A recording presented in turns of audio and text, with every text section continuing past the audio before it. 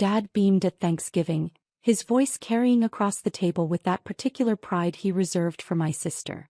Jessica's fiancé runs operations at Memorial Hospital. Real authority. Brad manages a $40 million budget.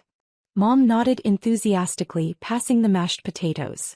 Such a stable career. Benefits, retirement plan, the whole package. She glanced at me, her smile dimming. Rachel, when will you get a stable job? You can't do residencies forever. I cut my turkey carefully, keeping my eyes on my plate. I'm happy with my work. Work? Dad scoffed. You're 34 years old, still doing 80-hour weeks for resident pay. Your sister's getting married to a hospital executive. Don't you want stability? Jessica reached across the table and squeezed Brad's hand. He was nice enough, polished, confident, the kind of guy who wore expensive watches and talked about operational efficiency at dinner parties. He'd been with Memorial for 6 months, hired from a consulting firm to streamline hospital operations. Brad's already making changes, Jessica said. He's implementing new protocols, cutting unnecessary spending. The CEO loves him. Brad smiled modestly. Just doing my job. Healthcare administration is all about finding efficiencies without compromising patient care. That's exactly the kind of strategic thinking Rachel needs to learn, Dad said, pointing his fork at me. Instead of just doing medical stuff, you need to think bigger picture. I took a sip of water. I'll keep that in mind. I'm serious, Rachel. You're smart enough. Why not go into administration? Brad could probably help you get your foot in the door. Right, Brad? Brad shifted uncomfortably. Well, administration requires a different skill set. Business acumen, financial management. Rachel has a medical degree, Mom interrupted. Surely that counts for something. Of course, Brad said quickly. I just meant that clinical work and administrative work are different paths. Brad's being modest, Jessica said. He's already identified $3 million in potential savings in the surgical department. Some doctors are resistant, but Brad says that's typical. They don't understand the business side. I met Brad's eyes across the table. Which surgical department? Oh, various inefficiencies. Equipment purchases, staff scheduling, overtime costs. The previous administrator just rubber-stamped everything the surgeons wanted. He smiled. That's changing now. I see. You should come tour Memorial sometime, Jessica offered. Brad can show you around. Maybe it would inspire you to think beyond just being a resident. I'm not a resident anymore. Fellow then. Whatever it's called. The point is you're still in training while Brad's actually running things. I set down my fork. Jessica, I finished my fellowship 3 years ago.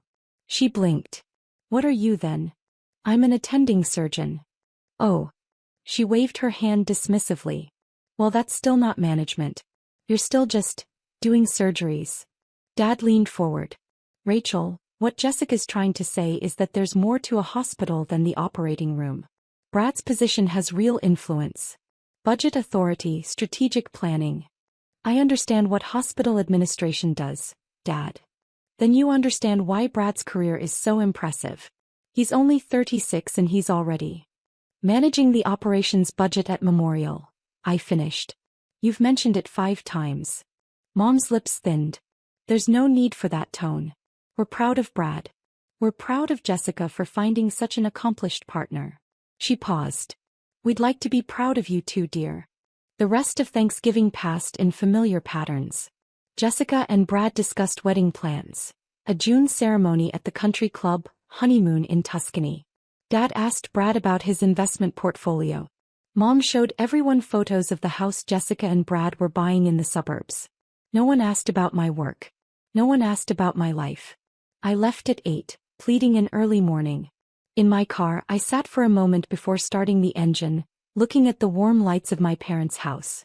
They had no idea who I was. And I'd stopped trying to tell them. I drove to my condo in the city, changed into comfortable clothes and reviewed patient charts for Monday's surgeries. 3 complex cases. A coronary bypass, a valve replacement and a tumor resection that would take most of the day. My phone buzzed. A text from Dr. Patricia Okonkwo, our chief medical officer. Budget meeting moved to December 4th, 9 a.m. All department heads required. Be prepared to defend your equipment requests. I typed back, "See you there." December arrived cold and gray. Memorial Hospital rose 12 stories above the city, a teaching hospital affiliated with the state university. I'd trained here, completed my general surgery residency and cardiothoracic fellowship here, and been recruited back as an attending 3 years ago. 2 years ago I'd been named chief of surgery. It wasn't something I advertised. The title came with administrative headaches I didn't particularly enjoy. Budget meetings, personnel issues, strategic planning sessions. But it also came with the authority to protect my department, to fight for my surgeons, to ensure we had the resources we needed to save lives. My family knew I worked at Memorial. They knew I was a surgeon. They'd never asked my specific role and I'd never volunteered it. Why would I? They'd already decided I was less successful than my sister. Facts wouldn't change that narrative. December 4th began at 5:30 a.m. with a trauma case. Motorcycle accident, internal bleeding, a young man who'd been in the wrong place at the wrong time. By 8:45 he was stable in the ACU and I was scrubbing out, exhausted but satisfied. I changed into clean scrubs, grabbed my budget folders and headed to the executive conference room on the 12th floor. Patricia was already there reviewing notes. She looked up and smiled. "Good save on the motorcycle case. I heard it was touch and go. He's 23. He'll pull through. That's why you're the best we have." He checked her watch. "We've got a full house today. New operations administrator wants to make an impression. Brad Harrison? You know him. He's engaged to my sister." Patricia's eyebrows rose. "Small world. He's been here 6 months and he's already making waves. Lots of ideas about efficiency and cost cutting. I've heard. Well, prepare yourself. He's got some strong opinions about surgical department spending." The conference room filled up. Department heads, division chiefs, the CFO, the CEO. And Brad, sitting near the head of the table in an expensive suit, reviewing spreadsheets on his laptop. He didn't look up when I entered. Why would he? As far as he knew, I was just another overworked surgeon somewhere in this building. We'd never discussed specifics at Thanksgiving. I took my seat at the table. Patricia sat at the head with the CEO, Dr. James Morrison, beside her. "All right, everyone," Patricia began. "Let's get started. We're here to review departmental budget requests for the next fiscal year. As you know, we're facing pressure to reduce costs while maintaining quality of care. Brad Harrison, our Director of Operations, will be presenting his analysis." Brad stood, clicking to his first slide. "Thank you, Dr. Okonkwo. I've spent the past 6 months reviewing our operational efficiency, and I've identified several areas where we can significantly reduce spending without impacting patient outcomes." He clicked through slides showing graphs, percentages, comparative data from other hospitals. "The surgical department is our largest cost center," Brad continued. "Last year, surgical services accounted for $127 million in expenses. My analysis suggests we can reduce that by 15 to 20% through better scheduling, reduced equipment purchases and streamlined staffing." I listened, taking notes. Some of his suggestions were reasonable. Others showed a fundamental misunderstanding of how surgery actually worked. For example, Brad said, the cardiothoracic division ordered 3 new surgical robots last year at $2 million each. That's $6 million on equipment that sits unused 60% of the time. Dr. Marcus Webb, one of my senior cardiothoracic surgeons, bristled. "Those robots are essential for minimally invasive procedures, which represent only 40% of your surgical volume," Brad interrupted smoothly. "I'm suggesting we don't need 3. 2 would suffice, saving $2 million. And when all 3 are needed simultaneously?" Marcus asked. "When we have multiple emergent cases? You schedule more efficiently. You don't have 3 emergent robot-assisted cases simultaneously if you're properly managing your time. You can't schedule emergencies," Marcus said flatly. Brad smiled. "You can schedule elective procedures to ensure capacity for emergencies. It's basic operational planning." I watched this exchange, saying nothing. Marcus glanced at me, clearly expecting support. I gave him a small shake of my head. "Not yet." Brad moved to his next slide. "Additionally, the surgical department has excessive overtime costs. Last year we paid $4.2 million in overtime to surgical staff. By hiring 2 additional scheduling coordinators at $120,000 total, we could eliminate most of that overtime, netting $4 million in savings. Dr. Sarah Chin, Chief of General Surgery, spoke up. The overtime exists because surgeries run long. Because complications arise. Because we can't just abandon a patient mid-procedure because we've hit our scheduled time. Of course not, Brad agreed. But better preoperative planning could reduce procedure times. Better coordination could prevent scheduling conflicts. These are solvable problems. Have you ever observed a surgery? Sarah asked. Brad paused. I've reviewed surgical records and timing data extensively. That's not what I asked. I don't need to perform surgery to understand operational efficiency, Dr. Chen. The tension in the room was thick. Patricia intervened. Let's table this for now. Brad, what else do you have? He clicked to another slide. Supply costs. The surgical department spends $18 million annually on supplies. Sutures, instruments, disposables. I've negotiated with alternate vendors who can provide equivalent products at 25% lower cost, saving $4.5 million. Equivalent how? I asked quietly. Brad looked at me for the first time. Really looked at me. I saw the moment of recognition. His face went still, his eyes widened slightly. I'm sorry, he said. You said equivalent products. Equivalent in what way? Same quality, same performance, same patient outcomes. He recovered quickly. Yes, all of the above. These vendors supply to comparable hospitals. Which hospitals? Regional Medical Center, St. Catherine's University Hospital. None of which are level 1 trauma centers. None of which have our surgical volume or complexity. Kept my voice even. Cheaper supplies are fine for routine procedures. They're inadequate for the complex cases that come through our doors. Brad's jaw tightened. With respect, Dr. Rachel Chin. I watched him process this. Like Sarah Chin, but that was a different person. He didn't make the connection yet. With respect, Dr. Chin, I've done extensive research. These products meet all FDA requirements. So do a lot of products I wouldn't use on my patients. Meeting minimum requirements isn't the same as meeting our standards. Patricia stepped in again. Rachel raises a good point. Brad, can you provide data on patient outcomes at hospitals using these vendors? I can compile that, yes. Please do. Before we make any supply chain changes, we need outcome data. She glanced at her notes. What else? Brad moved through several more proposals. Reducing or staff, consolidating surgical specialties, cutting the budget for continuing medical education. With each suggestion, I saw my surgeons getting more agitated. Marcus looked like he wanted to throw something. Sarah was taking furious notes. The other department heads were equally frustrated. Finally, Brad reached his last slide. In summary, I'm recommending $23 million in cuts to the surgical department budget. This represents an 18% reduction while maintaining current surgical volumes and outcomes. Based on what evidence? I asked. Brad turned to me, and I could see irritation flickering beneath his professional composure. Based on 6 months of detailed analysis, Dr. Chin. Based on comparative data from peer institutions. Based on industry best practices. Based on spreadsheets, I said. Not on surgical realities. I understand that change is difficult. This isn't about change being difficult. It's about proposed changes being dangerous. The room went quiet. Dangerous. Brad repeated. That's a strong word. It's the accurate word. Cutting our surgical robots from 3 to 2 means longer wait times for minimally invasive procedures. That means patients spending more days in pain, more time off work, more risk of complications. Switching to cheaper supplies means higher infection risks, longer procedure times, worse outcomes. Eliminating or staff means surgeons working exhausted, which means mistakes. I met his eyes. You're not cutting costs.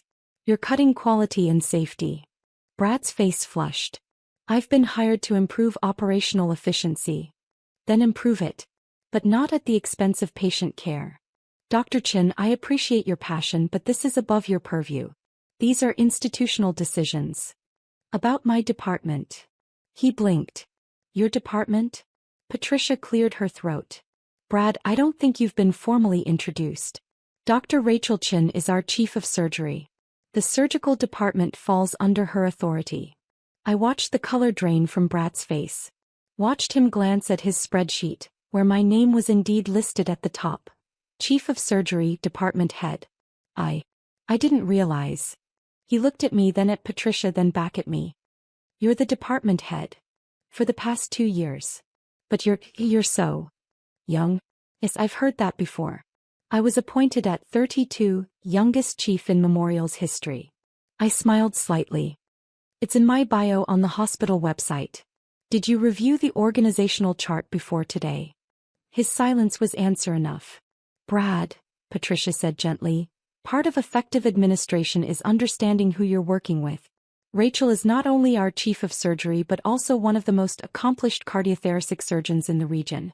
She's published 73 papers, holds 4 patents on surgical techniques, and has a patient survival rate that's among the highest in the country. Brad looked like he wanted the floor to open up and swallow him. I apologize. I should have. I didn't. It's fine, I said, though it wasn't. Let's focus on the budget. Patricia, I have the surgical department's requests here. I'd like to walk through them. For the next hour I presented our budget needs. New equipment purchases justified with outcome data. Staffing requests, backed by surgical volume projections. Supply costs with detailed explanations of why we use specific vendors. Brad said nothing. He sat there, growing paler, occasionally checking his phone. Finally, Patricia called for a break. 15 minutes, everyone. Let's reconvene and start working toward compromise. The room emptied. Brad stood quickly, moving toward the door, but I intercepted him. Brad. A word. He stopped, turning slowly. Up close, I could see sweat on his forehead despite the cool conference room. I know this is awkward, I said quietly. Finding out I'm the department head you've been proposing to cut. Rachel, I had no idea. I know. That's part of the problem. You've spent 6 months analyzing the surgical department without ever talking to the person who runs it. I talked to other surgeons. Did you? Or did you pull data from spreadsheets and make assumptions? He ran a hand through his hair. Jessica never said you were a chief of surgery. Jessica doesn't know. How does she not know? Because she never asked. Neither did my parents. You all assumed I was still a trainee, still figuring things out. I stopped correcting you. But your job, it's a huge accomplishment. Why wouldn't you tell people? Why would I? So my dad could compare my salary to yours? So my mom could ask when I'm getting married instead of focusing on my career? So Jessica could feel threatened. I shook my head. It was easier to let you all believe what you wanted to believe. Brad leaned against the wall. I've made a complete ass of myself. Yes. The wedding's in 6 months. Jessica's going too. He stopped. Does she have to know about this? About you proposing to gut my department? Or about me being your boss's boss? Either. Both. He looked genuinely panicked. She'll be humiliated. She spent Thanksgiving bragging about my authority while you sat there knowing you outrank me. I don't outrank you. We have different roles. Rachel, you control my entire budget. You determine what programs get funded. You could make my job impossible if you wanted to. I'm not interested in making your job impossible, Brad.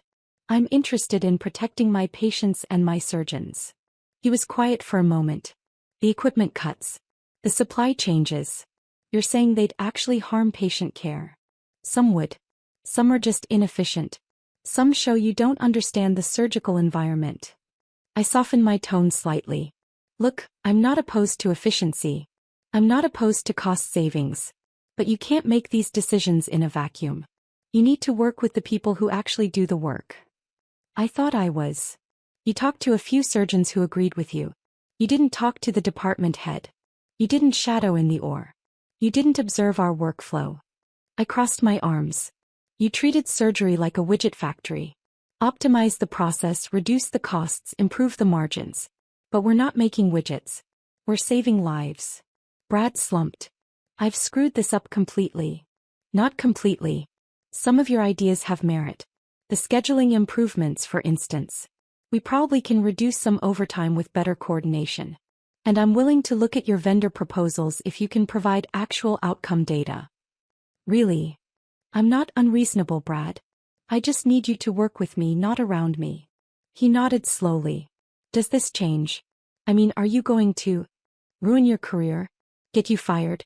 Tell Jessica? I shook my head. I'm going to do my job, which is protecting my department and my patients. What happens with you and Jessica is your business. But you have that power. Having power and using it are different things. The door opened. Patricia stuck her head in. You two ready to continue? Yes, I said. We're ready. The afternoon session was more productive. Brad proposed, I countered, we negotiated. He agreed to maintain all 3 surgical robots. I agreed to explore his vendor proposals with the caveat that any changes would require a 6-month trial period with strict outcome monitoring. He withdrew the most aggressive staffing cuts. I agreed to implement better scheduling to reduce overtime costs. By 5 p.m., we'd reached a compromise. A 7% budget reduction instead of 18%, achieved mostly through efficiency improvements rather than cuts to equipment or staff. I can work with this, I told Patricia. Brad looked exhausted and relieved. Thank you, Dr. Chin. As we packed up, the CEO, Dr. Morrison, approached me. Nice work in there, Rachel. Brad's talented but overzealous. He needed someone to push back. Just protecting my territory, James. You do it well. That's why we promoted you. He glanced at Brad, who was gathering his materials. Is it true he's marrying your sister? Apparently. James chuckled. That's going to make for interesting family dinners. You have no idea. I left the hospital at 6, exhausted from the long day. My phone showed 3 missed calls from Jessica and 2 from my mother. I ignored them and drove home. But Jessica was persistent. At 8 p.m. she called again and I answered. Rachel, thank God. I've been trying to reach you all day. I was working. What's up? Brad called me after work. He sounded really upset. She paused. He said you're the chief of surgery at Memorial. I am. Silence. Then, since when? 2 years. 2 years? Rachel, why didn't you tell us? You never asked. Don't give me that. This is a huge deal. You run the whole surgical department. Yes. How many people report to you? Directly? 12 division chiefs. Indirectly? About 300 surgeons, residents, fellows, and support staff. I heard her inhale sharply. 300 people. And you just never mentioned this. Jessica, at Thanksgiving you introduced me as someone who's still in training. When I corrected you, you said I was just doing surgeries. Why would I waste my breath explaining my actual job? Because we're family. Are we? Or am I just the disappointing younger sister who makes you look good by comparison? That's not fair. Isn't it? Dad spent an hour at Thanksgiving bragging about Brad's $40 million budget. My departmental budget is $127 million, and nobody asked me a single question about my work. We didn't know. You didn't want to know. You'd already decided I was less successful than you. Facts would have complicated that story. Jessica was quiet for a long moment. Brad says you control his budget. I control the surgical department budget. His operational budget is separate, but yes, I have input on resource allocation. He's terrified you're going to sabotage his career because of me. Why would I do that? Because we've all been. She struggled for words. Rachel, I'm sorry. We've been terrible to you. Yes. Brad told me what he proposed. The cuts, the equipment reductions. He said you shut him down in front of everyone. I protected my department. That's my job. He feels humiliated. He should have done his homework. If he'd bothered to learn who ran the department he was proposing to cut, he wouldn't have embarrassed himself. You could have told him at Thanksgiving. Why? So he could treat me differently? So you could brag about having a chief of surgery in the family instead of a failure. I laughed bitterly. Jessica, I'm not a trophy. I'm not here to make you look good. I never said you were. You introduced me as between jobs to Brad's colleagues. You suggested I get a real job in administration. You've spent my entire adult life treating my career like it's less important than yours. I didn't know. You didn't ask. Silence. Then quietly, you're right. I didn't ask. None of yous did. She paused. Mom and Dad don't know yet. About your position. I assumed Brad would tell you and you'd tell them. He told me not to. He's afraid. God, Rachel, he's afraid if Dad finds out he'll be humiliated too. That the whole family will realize they've been dismissing you while you're actually more successful than any of us. I'm not more successful. I just have a different job. Don't do that. Don't minimize it. Brad looked you up. Johns Hopkins undergrad, Harvard Medical School, surgical residency at Mass General, fellowship here. You've won awards. You've published in every major surgical journal. Her voice cracked. You're kind of famous in medical circles apparently. I'm good at my job. You're exceptional at your job. And we treated you like you were failing at life. I sat down on my couch, suddenly very tired. Jessica, what do you want from me? I don't know. Forgiveness. Understanding. For you not to ruin Brad's career because our family's been horrible to you. I'm not going to ruin Brad's career. I'm going to make him better at his job by forcing him to actually understand surgical operations before making proposals. That's good for him and good for my department. He's scared of you now. Good. Maybe he'll do his research next time. Rachel. Jessica, I've had a very long day. I performed an emergency surgery at 6 a.m., spent 5 hours in a budget meeting fighting to protect my department's resources, and I'm exhausted. I don't have the energy for this conversation. When can we talk? Really talk? I don't know. Maybe never. Maybe I'm done trying to make you see me. Please don't say that. Why not? It's true. I spent years trying to get you, Mom and Dad, to understand what I do, to care about my work, to see me as something other than the disappointing one. And it never worked. So I stopped trying. And honestly, my life got better. Because you have other people who appreciate you. Yes. Colleagues who value my expertise. Patients who trust me with their lives. Residents who look up to me. I don't need my family's approval anymore. But you want it. The words hit harder than I expected. Maybe I did. Once. And now. Now I'm too tired to care. I hung up before she could respond. The next day at work was busy. 3 scheduled surgeries and a consult on a complex trauma case. I didn't think about Brad or Jessica or the budget meeting until Patricia stopped by my office at 4 p.m. Brad submitted his revised proposal, she said, handing me a folder. It incorporates all your feedback. Very thorough. I flipped through it. He'd done his homework this time. Outcome data from the proposed vendors, detailed scheduling analyses, realistic timelines for implementation. This is good work, I admitted. He's terrified of you, you know. So I've heard. Patricia sat across from my desk. He came to my office this morning and asked if he should resign. What did you tell him? That he's good at his job when he remembers that hospitals aren't factories. That he made mistakes but he's learning from them. And that you're not interested in destroying him, you're interested in patient care. All true. He also asked if there's any way to avoid humiliating his fiancé's family. I looked up. What? Apparently your family doesn't know you're chief of surgery. They think you're a junior surgeon still finding your way. Brad's worried about what happens when they find out. That's not my problem. No, but it is his problem. He's marrying into a family that completely misunderstood one of its members. That's awkward. I set down the folder. Patricia, my family decided who I was a decade ago. I got tired of fighting that narrative. If they find out the truth now and feel embarrassed, that's not my fault. Of course not. But Brad's in an impossible position. Keep your secret and feel like he's lying to his fiancé's family, or tell the truth and expose how wrong they've been about you. Again, not my problem. Patricia studied me. You're angrier than you're letting on. I'm not angry. I'm just done. Done with what? Trying to make them see me. Trying to prove I'm worthy of their attention. Trying to fit into their hierarchy of success. I lean back in my chair. I have a department to run, lives to save, residents to train. I don't have time for family drama. Rachel, you're one of the most brilliant surgeons I've ever worked with. But you're also human. It's okay to be hurt that your family didn't see you. Noted. She smiled sadly. That's not a healthy response. Maybe not.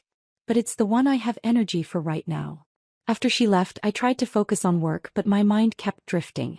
To Thanksgiving dinner, to my parents' dismissive comments, to Jessica's introduction of me as the failure of the family, to the look on Brad's face when he realized who I was. My phone rang. My mother. I almost didn't answer. But some habits die hard. Hi, Mom. Rachel, Jessica told me the most ridiculous thing. She says you're in charge of the entire surgical department at Memorial Hospital. Not ridiculous. True. But you never said anything. You never asked. Don't be difficult. When did this happen? I was appointed chief 2 years ago. 2 years.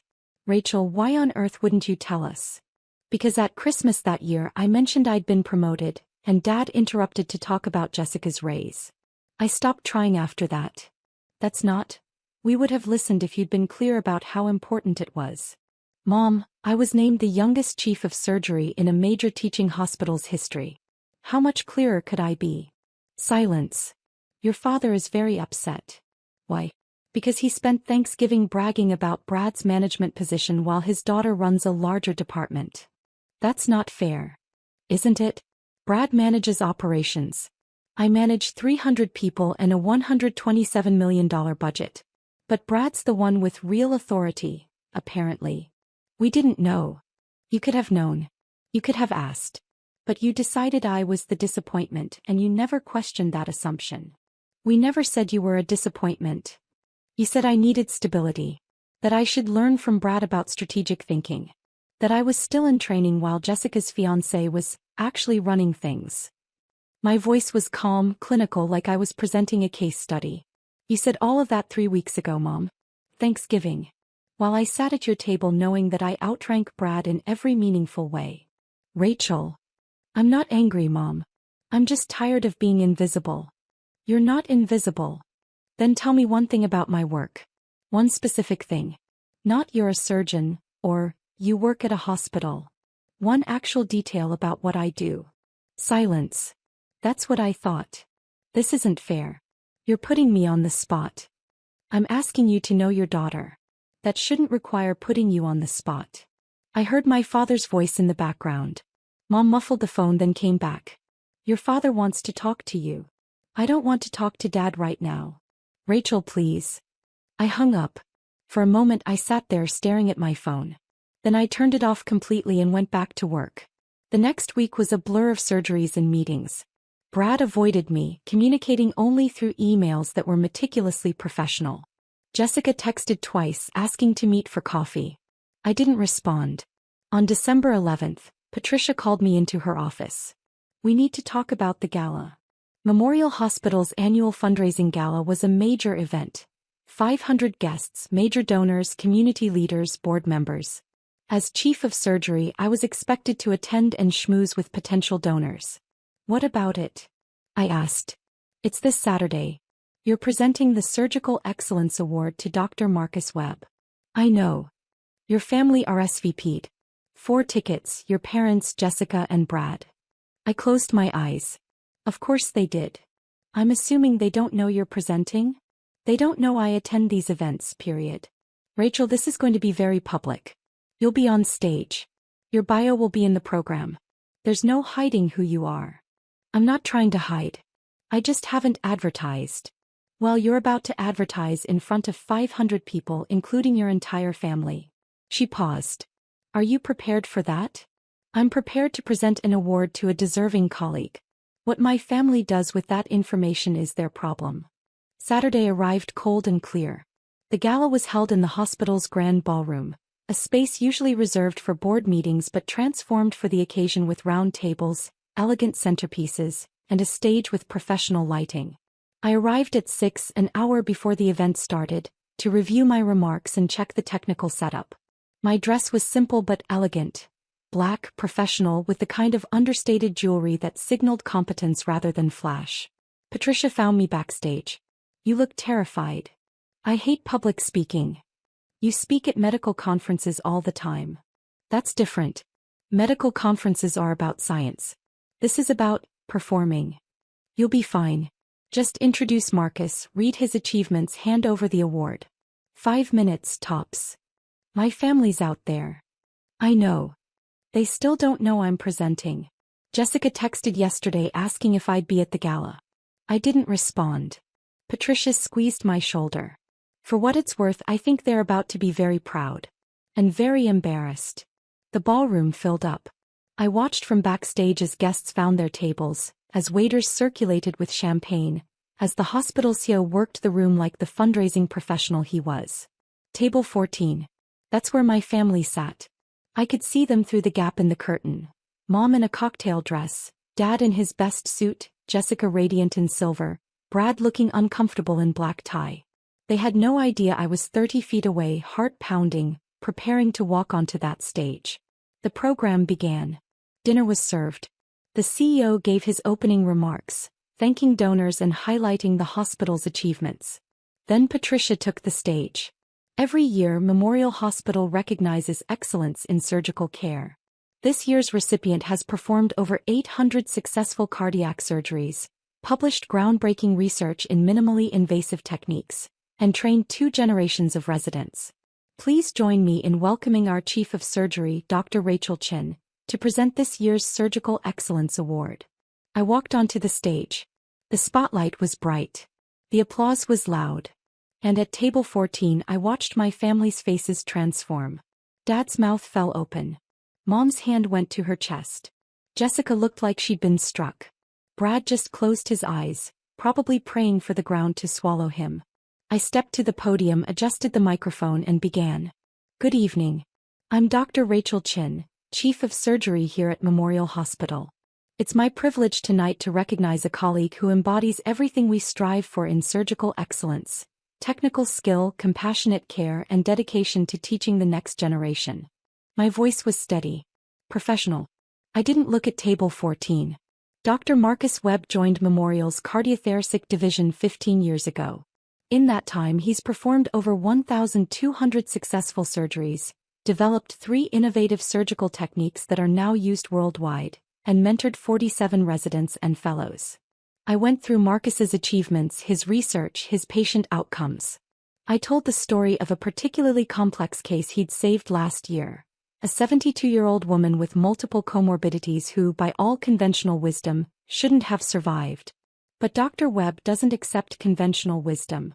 He saw a patient who deserved a chance and he gave her that chance. She walked her granddaughter down the aisle 3 months ago. The audience was rapt. This was what I loved about medicine. The stories, the lives saved, the moments of grace in the midst of crisis. Dr. Webb represents the best of what we do here. He makes us all better surgeons, better physicians, better people. It's my honor to present him with this year's Surgical Excellence Award. Marcus joined me on stage. We shook hands. I handed him the Crystal Award.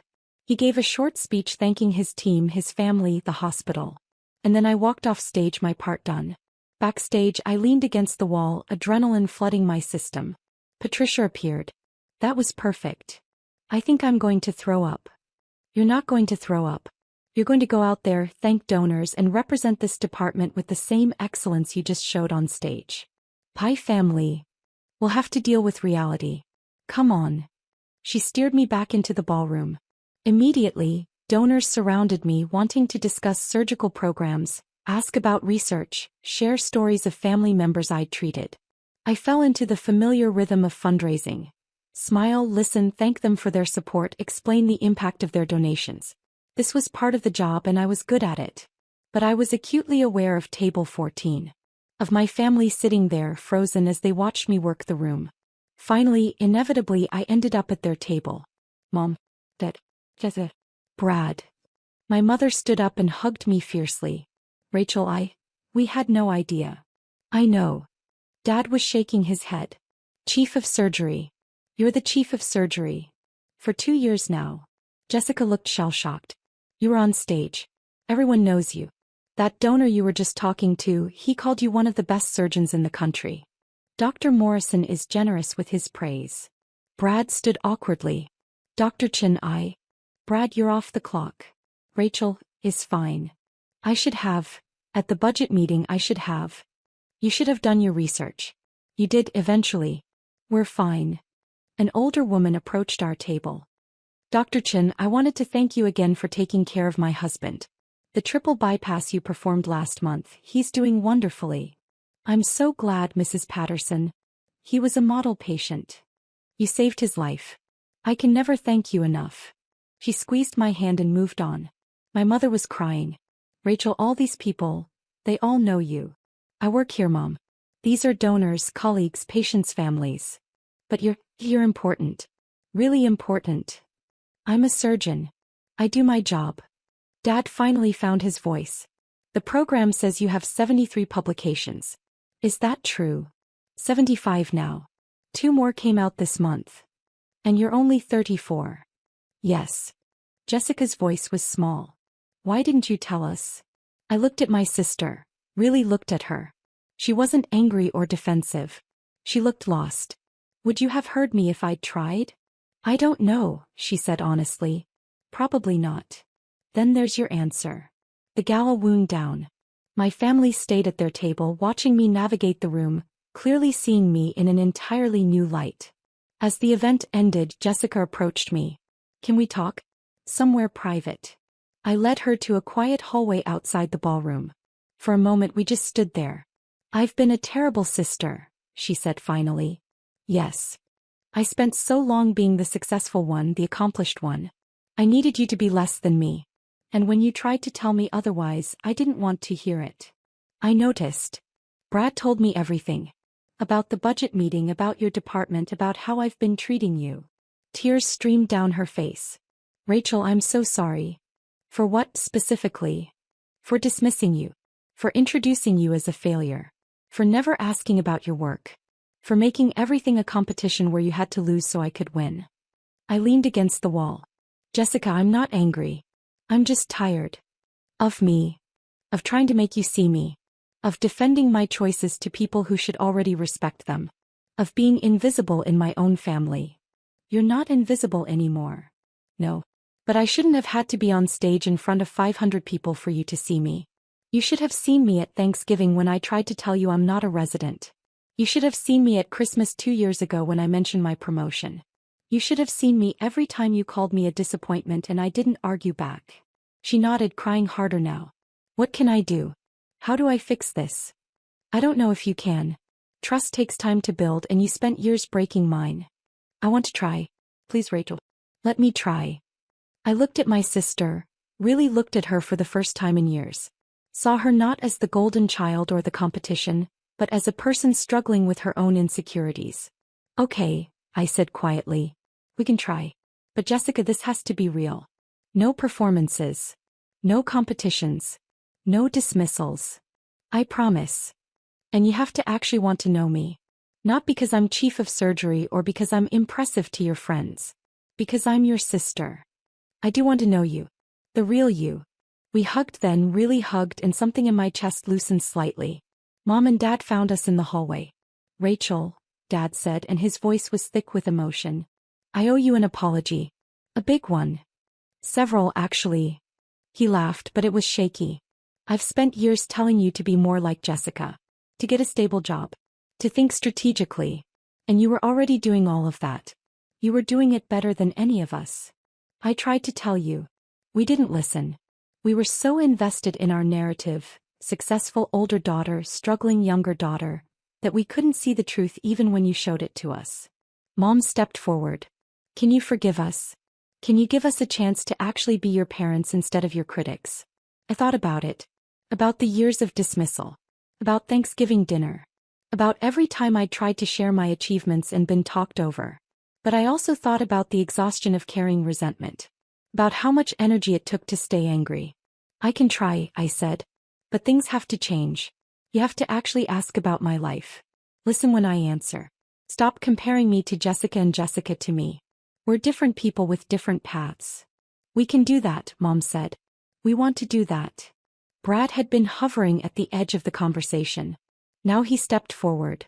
Dr. Chin, Rachel, I want to apologize too. For proposing those budget cuts without understanding your department. For assuming I knew better than you.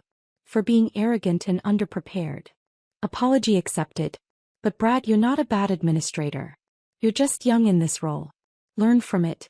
Next time, talk to the people who actually do the work before proposing changes. I will. I promise. Good. Because despite this rocky start, I think you could be really effective. You have good instincts.